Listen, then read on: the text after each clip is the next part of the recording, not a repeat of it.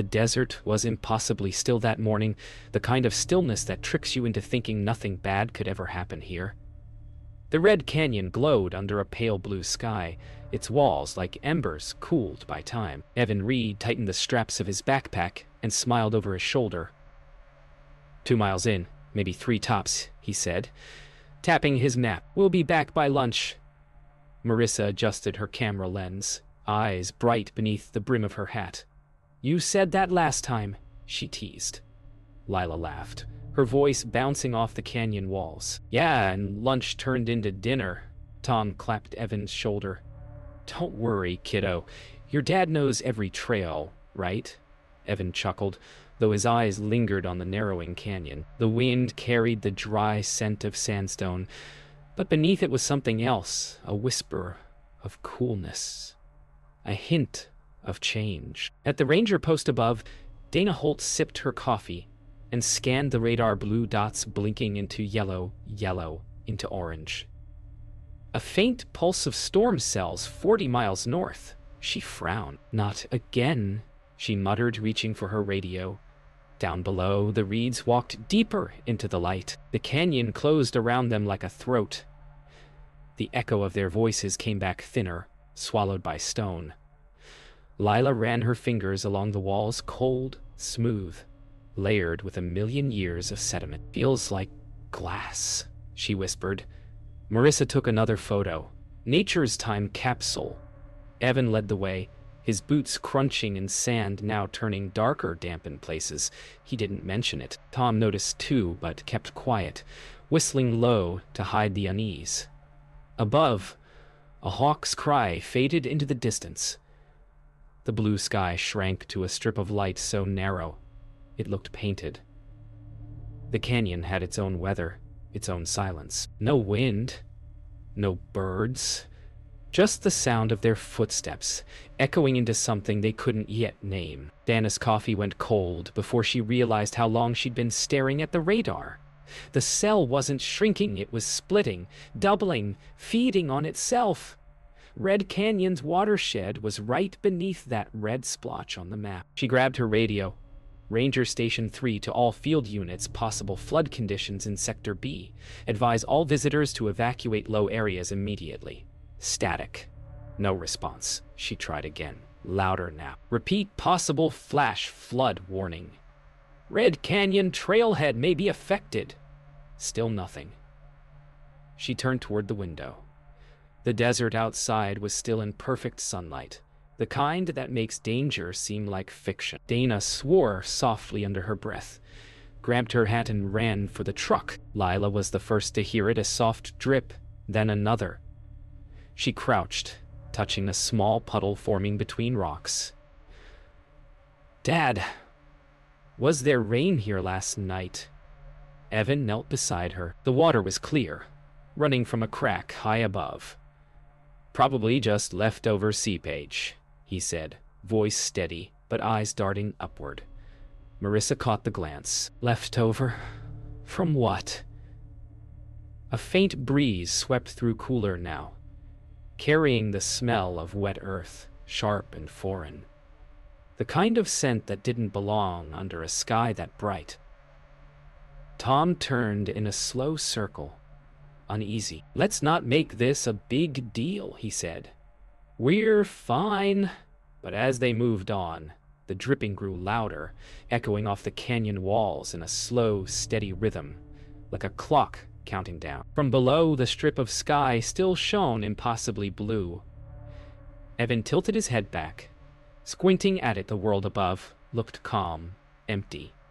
Marissa lifted her camera again, snapping a picture of the light slicing between walls. It doesn't even look real, she whispered. Tom wiped sweat from his forehead. This place never does. But Lila frowned. Why does it feel like it's getting darker? Evan glanced at his watch. 11:42 a.m. Too early for shadow to steal this much light. Somewhere far away, thunder rolled faint, but real. And above them, invisible to every eye in the canyon, the first surge of muddy water began to move. The sound came like a lie, too faint, too far. Like a truck somewhere over the ridge. Evan paused mid-step, listening. The canyon swallowed sound strangely. What was near could seem distant, and what was distant could roar right in your ear. Marissa looked up, puzzled. "Did you hear that?" Tom laughed it off. "Probably some tourist off-roading," but Lila's face tightened. "No. That's thunder." A silence followed, not empty, but waiting. Then came another rumble, deeper this time, followed by a gust of cool wind that snaked through the narrow canyon, lifting dust from the ground. Evan forced a smile. "It's fine. We'll turn around at the next bend." But his voice lacked conviction. Above them, a hawk screeched again, sharper, higher, and fading fast. 40 miles north, the world was unrecognizable. Rain lashed the desert like whips of glass.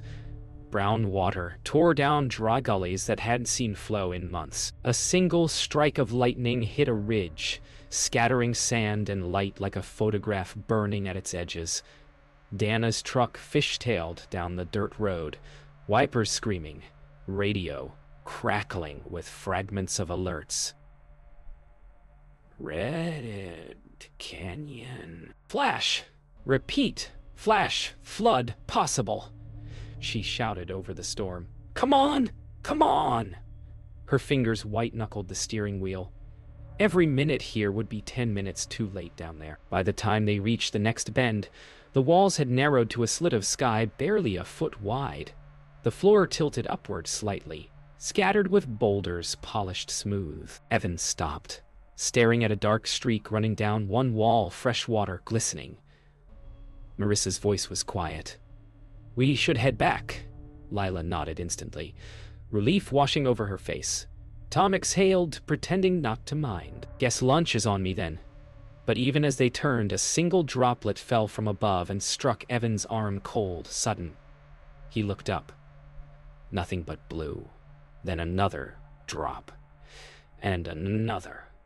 The storm wasn't here, but its breath was. Dana gripped the radio again, voice sharp with urgency. "Attention all units, flash flood confirmed in northern drainage.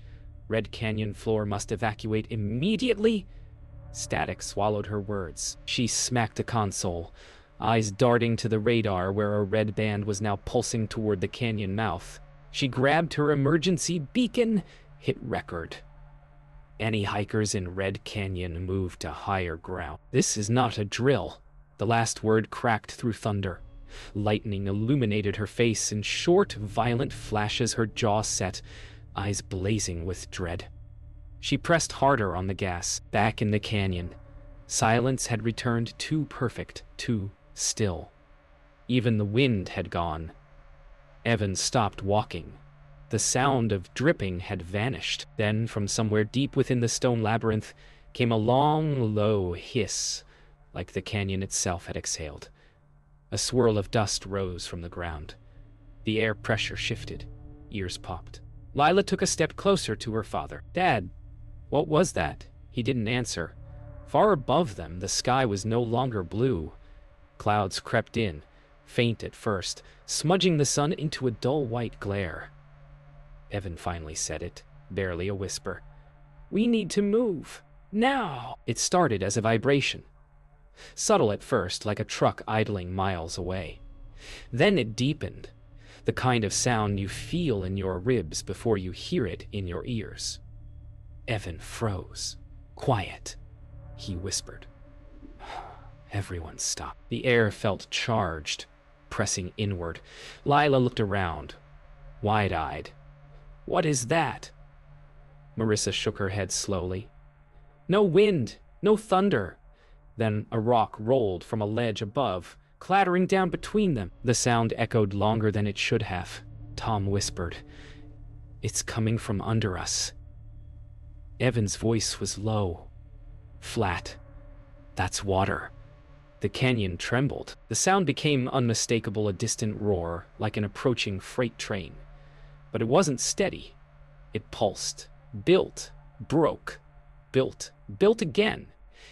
Evan turned back down the canyon, peering into the dark bend where they'd come from. Something was moving there, a shimmer of air, a flicker of reflected light. Up the ledge, he barked. Now! Lila hesitated. Dad, what? Move! They scrambled toward a rock outcrop 6 feet up. Sand slipped beneath their boots. Tom boosted Lila upward. Marissa grabbed her arm. Then, through the canyon's echoing throat, the first sheet of brown water appeared, thin at first, then swelling, carrying branches and sand. The flood had arrived. There was no time to think, only motion. Evan hoisted himself after them, boots slipping on the wet sandstone. The roar filled every crevice, louder now, no longer echo but presence. "Don't look down," he shouted. Lila screamed, gripping her mother's hand. Her shoes slid, heels scraping against slick rock. Tom grabbed her ankle, shoving upward. Got her! The sound became unbearable, a freight train inside the earth. Then, in a single flash of light and noise, the water hit the canyon floor. It wasn't water anymore. It was everything: mud, wood, rock, air, all moving as one, devouring the trail where they'd stood seconds earlier. Dana's truck screeched to a stop near the Red Canyon overlook. She jumped out, radio in hand, boots splashing into rising runoff. The sky above was a wall of steel-gray cloud. Rain slanting sideways. "Red Canyon, this is Ranger Holt," she shouted into the void. "If anyone can hear me, climb. Do not stay in the channel." No answer, only static. Lightning split the sky, revealing the canyon below, a narrow scar filling with brown foam. Dana stared down in horror as she realized there was no path in, no time left. She slammed her fist against the truck hood. Come on, come on. But all she could do was watch as the flood consumed the silence. The waves struck the base of the ledge, exploding upward in spray. Lila screamed as cold water hit her legs. Evan wrapped an arm around her waist, pulling her higher. Marissa clung to the rock, camera still dangling from her neck, forgotten. Tom was still below, half submerged, gripping a crevice in the wall. "Go!" he yelled. "I'm right behind." Evan reached down, extending a hand. The water surged again, dragging debris past his knees. "Tom!" Tom lunged, fingers brushing Evan's wrist, then slipped away as another surge hit, spinning him into the churning brown. "Tom!" Lila cried, but her voice vanished under the flood's roar. Tom's voice was gone in seconds, swallowed by the canyon's roar. One moment he was there, fingers reaching through the spray. The next, the water took him. Lila screamed, clawing toward the edge, but Evan held her back. "No, don't you look." Marissa turned her face into Evan's shoulder, gasping for air, thick with silt. The roar was deafening, vibrating through their bones. Evan shouted over it, "We climb higher now." Every ledge looked the same, slick with red mud and shaking from the impact below. The canyon that had once seemed eternal now looked alive, breathing, devouring, erasing. Somewhere beneath the sound of thunder and water, Lila's voice cracked through. "Dad, will it stop?" Evan didn't answer. He knew what she couldn't. Floods don't stop. They only slow down long enough to remember what they've taken. By the time they reached the next ledge, their arms trembled from the climb. The flood had risen halfway up the wall, foaming and snarling, carrying pieces of the world they'd walked that morning. Evan slumped against the rock, chest heaving. Marissa tore the strap from her camera, letting it fall into the torrent below. "Sorry," she whispered. "For what?" Evan asked, breathless. "For not listening." He shook his head, voice barely audible. "We all said it. We'll be back by lunch." Lila pressed close to them both, her eyes huge, staring at the flood twisting below. "Mom, it sounds like people screaming." For a moment, no one spoke. Because it did. Dana stood at the canyon's rim, watching the brown current rage through the gorge. Her radio hissed useless static. The storm was easing, but the flood below had become its own weather, a living river of noise. and motion. She spotted movement through binoculars. A flash of color pink, maybe fabric or gear. Her pulse spiked. She turned, sprinting to her truck, throwing gear into the bedrope. Harness, thermal, blanket. "You're not dying in there," she muttered, voice shaking. Not today. The road to the canyon floor was gone. The only way down now was the hard way, the cliffside.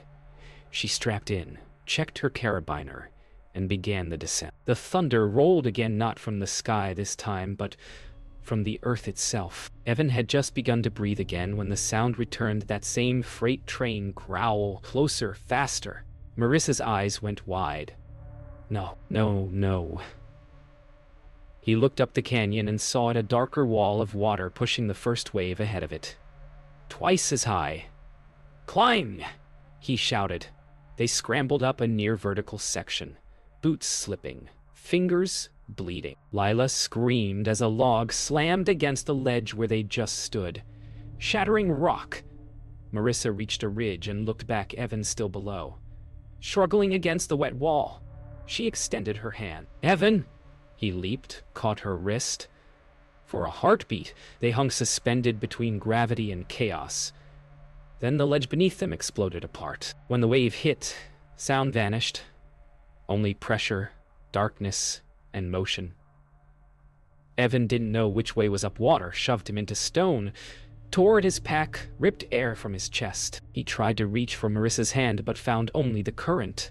His shoulder struck rock.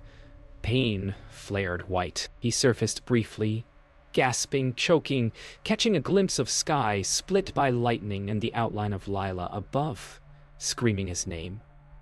Then the current took him again, dragging him into a whirlpool of mud and memory. He saw flashes, Lila's laughter that morning, Tom's grin, Marissa's camera glinting in sunlight, all of it tumbling, fragmenting, disappearing into brown. And then silence. Silence arrived like mercy. The roar was gone, replaced by the drip of water sliding off stone. Marissa coughed hard, dragging herself onto a patch of gravel and pulling Lila beside her. The air was thick, metallic, but breathable. For a long moment, neither spoke. They only listened, Neto, the strange hush that follows when a storm has said everything it had to say. "Dad!" Lila's voice cracked, a single note swallowed by echo. Marissa brushed wet hair from her face, eyes scanning the wrecked canyon. "He's here somewhere," she said, forcing steadiness. "He always finds a way up." She reached for Lila's hand. "We move, sweetheart. We keep climbing till we see sky again." Lila nodded, trembling. "Okay." They rose into the quiet, two small shapes against a world that had just rewritten itself. They climbed carefully, barefoot now for grip. Each ledge trembled under their weight, but held. The canyon had changed, familiar turns erased, smooth walls carved into new shapes. What once guided them now misled them. Marissa spoke quietly, partly to steady herself. "Canyons, remember. Every flood redraws their lines." Layla looked up from a slick foothold. "So it's alive?" "Maybe," Marissa said. "Maybe it's just teaching us to listen." Somewhere far below, the water gurgled like a fading heartbeat. The air smelled of wet earth and lightning's aftertaste. Dana's boots found purchase halfway down the cliff. The rain had eased to mist, but her heart hammered like it was still pouring. She cupped her hands and shouted into the canyon, her voice bouncing between walls.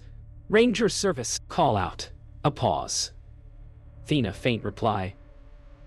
Two voices, small but certain. She almost laughed from relief. "Hang on! I'm coming to you!" Her rope hissed through the harness as she lowered herself, eyes scanning for color amid the mud-brown ruin. Then she saw it. A pink strap. A small figure moving beside it. Hope, sharp and sudden, cut through the fear. Dana reached them near a cluster of fallen boulders. Lila burst into tears the moment a new voice echoed close. "It's okay. I've got you," Dana said, wrapping a foil blanket around her. The warmth of another human presence was enough to make Marissa finally shake. Anyone else with you? Dana asked softly. Marissa hesitated, eyes darting toward the flooded bend below. Then she swallowed hard. My husband, he might have been carried down. Dana's jaw set. We'll find him. But first we get you safe. Marissa nodded, gripping Lila's shoulder. For the first time, the canyon didn't look like a prison. It looked like a place that might let them go. Hours later, sunlight reached the canyon floor again. The flood had become a stream whispering through the newly carved path. Dana guided them along the last stretch toward higher ground. Every step left red prints that faded quickly under the warming sun. At the rim, they turned back. The canyon glistened below, scarred but shining, every pool reflecting pieces of sky. Lila whispered, "It's beautiful again." Marissa squeezed her hand. "It always was. We just forgot to respect it." Dana looked toward the horizon where pale clouds still drifted. "Nature forgives nothing," she said softly. "But sometimes it gives you back what you need." Together, they walked into the light. The ranger station smelled of coffee and wet canvas. Marissa sat wrapped in a blanket, staring at the mug in her hands as if it might tell her what time it was. Lila sat beside her, eyes unfocused, a borrowed hoodie swallowing her small frame. Outside, generators hummed. A rescue drone lifted from the pad with a soft whir, carrying the sound of determination into the newly washed sky. Dana stood by the open door, mud still on her boots. "You two did everything right," she said quietly. "You stayed moving." Marissa nodded, but said nothing. Moving was all they could do, for now. Stillness felt like the hardest part. "Being sure to see me." A young ranger typed quietly as Dana spoke. 2 survivors confirmed. Search teams will continue through tomorrow. Her tone stayed professional, but fatigue roughened the edges. Marissa listened in silence. Lila watched the typewriter keys move, each letter punching the story into permanence. When Dana finished, she turned to Marissa. "You can rest tonight. We'll keep you updated, and if you remember any markers anywhere he might have gone higher, tell me in the morning." Marissa's lips trembled, but she nodded. "Thank you. Thank you for finding us." Dana hesitated, then said softly, "That canyon's alive. It takes, but it also returns." Marissa held her gaze. "I hope you're right." Night fell softly. Outside the ranger post, the desert hummed with life again, insects, winged, distant coyote calls. Marissa couldn't sleep. Every time she closed her eyes, she heard water again, the rhythm of it, the endless rush. Lila slept curled beside her on the cot, the blanket rising and falling with each steady breath. Marissa whispered into the dark, more to herself than anyone. "He's out there." "I know he is." The night gave no answer, but the stars were clear, sharp as new promises. Sometimes silence isn't emptiness, it's waiting. By dawn, the air smelled clean again, washed free of dust and storm. Dana stood on the overlook ridge with binoculars, scanning the riverbed below. The flood had receded to a thin, winding ribbon, sunlight glinting off its surface like spilled mercury. Behind her, Marissa and Lila approached slowly. "You don't have to be up here," Dana said gently. Marissa shook her head. "We do." Together they looked down. The canyon seemed impossibly quiet, its walls still glistening with moisture, as if remembering what it had just survived. No words passed between them, only the sound of the wind weaving through the cliffs. "Bro," later, when search crews returned with footprints found near an upland ledge, Marissa didn't cry. She just sat under the awning of the ranger post, eyes fixed on the horizon. Lila leaned against her, whispering, "He's still with us, right?" Marissa smiled faintly. "Always. Canyons don't forget, and neither do we." Dana stepped quietly to their side. "You'll go home soon," she said. "Let the land rest. Let yourselves rest." The wind picked up, brushing through the flags outside, carrying a sound like running water, soft, steady, alive. And for the first time since the storm, the sound didn't frighten them. The desert had already forgotten the storm, or pretended to. The sky was flawless again, the canyon dry and silent as if nothing had ever happened. Marissa stood at the overlook beside Dana, the sun warm on her shoulders. Below them, the riverbed traced a new line through the canyon, pale, curved, graceful, a scar that somehow looked like art. "They'll come back to hike it," Dana said. "People always do." Marissa nodded. "They should. It's beautiful." She took a slow breath, feeling the air settle inside her chest, heavier now, but steady. The canyon didn't take everything. It gave back perspective, a reminder that beauty and danger often share the same face. At home a week later, Marissa sat at her desk with a pen she hadn't used in years. Lila slept on the couch, her GoPro sitting beside her still intact. Marissa opened her notebook and began to write. Not a report, not a diary, just words she needed to say somewhere. "You said we'd be back by lunch. You were wrong, but not entirely. We came back different. You'd have liked that." She stopped, smiling through tears. Outside, sunlight bounced off a puddle left by last night's rain. The world stubbornly kept moving. Months later, the park reopened a new section of Red Canyon, Tom Alvarez Memorial Trail. A short path, safe and narrow, ending at an overlook where the flood first turned. Visitors stood quietly at the sign, tracing the engraved names with their fingers. Lila placed a small stone on the edge, her eyes steady. Dana spoke softly to Marissa beside her. "He saved her life. We make sure people remember that." Marissa nodded, smiling faintly. "He'd hate the attention. But, yeah, he'd like the view."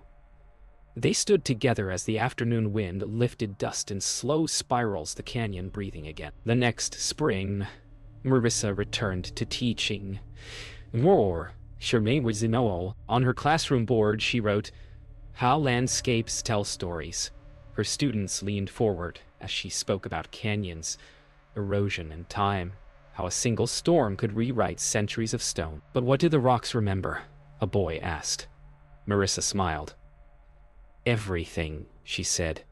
"Every drop of rain, every mistake, every miracle. You can't see it all at once, but it's there waiting." After class, she found Lila's old GoPro footage on her laptop. She pressed play and watched sunlight flicker across red walls, laughter echoing through the frame. It wasn't tragedy she saw anymore. It was proof they'd lived. That summer, Marissa and Lila returned to the canyon with Dana. The air was dry again, the sky flawless, the walls carved with new stories. They stood where the flood once raged, now just a shallow creek whispering through stone. Lila tossed a pebble into the water and watched the ripples spread. "Do you still hear it?" she asked. Marissa smiled. "Always. But now is not the sound of fear. It's just the canyon breathing." Dana shaded her eyes, gazing into the vast quiet. "Then it's alive again," she said. And as they walked back toward the rim, the wind carried the faintest echo, not of disaster, but of laughter, rolling softly between the walls like memory reborn.